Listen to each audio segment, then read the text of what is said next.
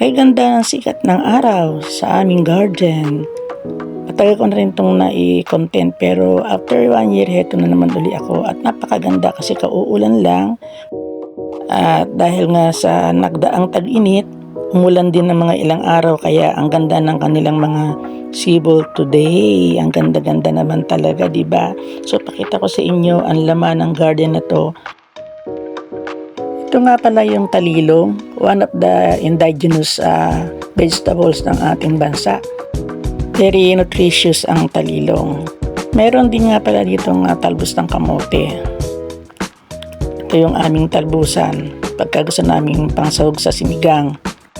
And then punta naman tayo sa aming atis. Ito marami kaming puno ng atis. Halos ito itanim ng akin na mayapang asawa na ngayon ay lagi na lang namumunga pagka panahon niya. Daming buko, inyo.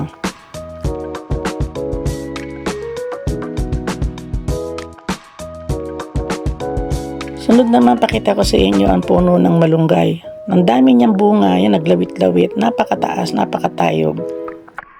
Katabi ng punong malunggay ay ang hindi ko masyadong na-zoom eh. May puno ng papaya, kaya puno ng papaya, kaya lang lalaki. Hindi raw magbubunga yan ng puro ganyan bulaklak lang. Sunod naman ay ang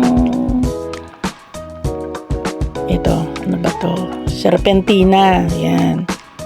Yung mapait na herbal plants. At ang mayana. Dati marami kang mayana rito, iba-ibang klase. Ito naman yung alokbating puti. Kasi dalawang klase, di ba may violet. Ito yung alokbating puti.